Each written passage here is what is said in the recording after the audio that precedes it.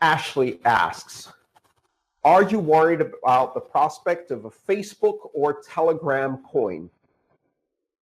No. Let me elaborate.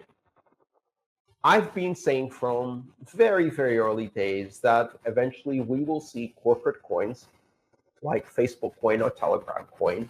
We're also going to see digital currencies that are pegged or stable coins that are developed by large banks, JP Chase coin. And we're also going to eventually see central bank digital currencies such as a Fed coin or DigiDollar or something like that. And it could be any central bank in the world that does this. All of these have one thing in common. They are fiat. They are fundamentally centralized, censorable, bordered, controlled, vetted, closed systems that have all of the same characteristics of fiat. They're simply digital. And guess what? We already have digital fiat. All banks operate primarily with digital fiat. 92% of the money supply in the world is digital fiat that has no physical equivalent in cash. The only difference here is the implementation. Instead of being implemented as a SQL database, it's implemented as a blockchain database. Both are centralized, controlled by a central operator. Nothing changed here at all.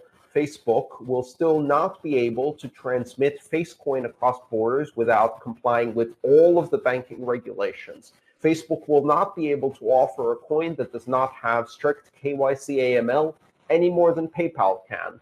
Facebook will not be able to produce a coin that is censorship resistant, open, decentralized, neutral, borderless, or in any way similar to any cryptocurrency. They will recreate the world of digital dollars, PayPal, Venmo, etc. Sure, they'll be massively successful, and they will compete not against cryptocurrencies. They will compete against banks. And the reason they compete against banks is because the product they're offering does not differentiate from digital fiat that banks offer. So they can offer better user experience, better speed, better customer service, perhaps more brand recognition, better access for their digital fiat than Visa and JP Chase, PayPal, and Venmo. They should be very scared because they're going to get competition from Silicon Valley. None of this competes against crypto. And the reason it doesn't compete against crypto, because crypto's differentiator is freedom, open, decentralized, neutral, borderless, censorship-resistant money for the entire world without discrimination, identification, censorship, and controls.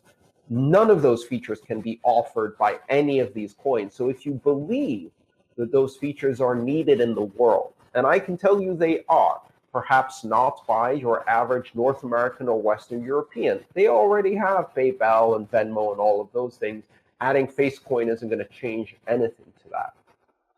They are needed by people who live under currency controls and failing fiat systems, authoritarian governments, controlled centralized institutions, corrupt democracies, kleptocratic mafiosi banks, and all of these things. And guess what? That's 90% of the human population live under those conditions.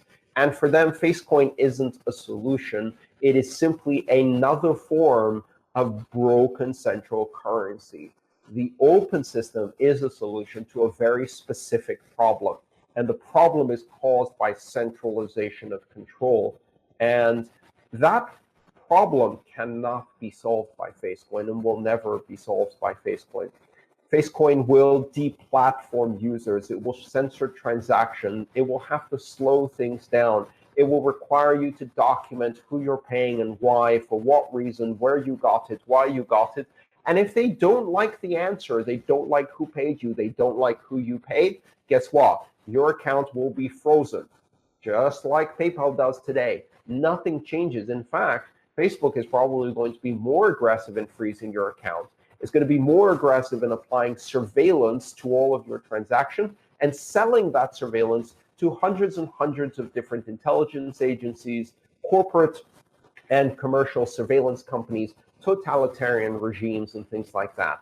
Facebook will sell the financial transactions of dissidents to the dictators that are hunting them down and get people killed, because that's how fiat works. JP Morgan coin. This question comes from Jamie. Does it really come from Jamie, though? Maybe. Maybe that's just a pseudonym. JP Morgan coin.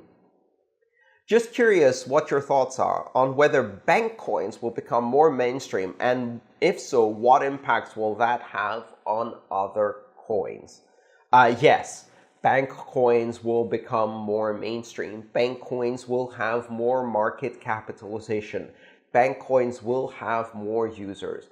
And bank coins will deliver less freedom, less decentralization, less neutrality, less censorship resistance, less borderless operation, less of everything that matters, competing primarily with fiat and other bank coins, and not really offering any competition to coins whose primary differentiation is freedom, decentralization, open, borderless, neutral, censorship-resistant access for the world, something that bank coins cannot offer, will never offer, and as a result cannot compete with. Does that mean that they are going to be bigger? Absolutely. Richer? Absolutely. Well, guess what? Fiat is already bigger and richer than crypto. That doesn't matter. The measure of success here is not market cap. The measure of success is not how fast you can shed principles of liberty or give in and compromise to absurd regulations that impoverish people both financially and in terms of their freedom and make them subject to surveillance capitalism and the rapacious corruption of dictators around the world.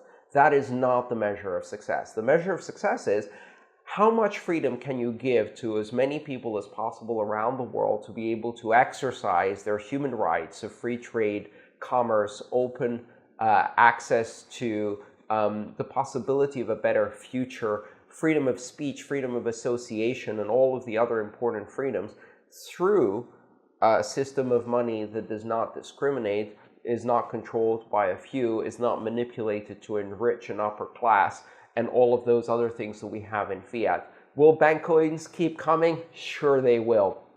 No matter what, if you start compromising your principles, you will discover that there are very big, well-funded organizations in the world that have made as their business plan the ability to compromise their principles faster than anybody else. And so that's a race to the bottom.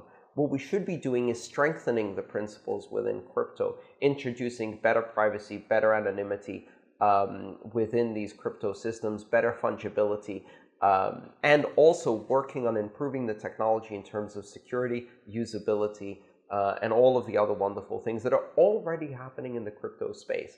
JP Morgan coin, they can have it, enjoy, have fun with that. I expect that experiments like this, especially in the beginning, will fail miserably because fundamentally they misunderstand the differentiator and value of cryptocurrencies. Fundamentally, they misunderstand the value of blockchains. Fundamentally, what they're doing is business as usual, wrapped in a disguise of innovation, which really doesn't contain any change in the fundamental power balance, which is what crypto is all about.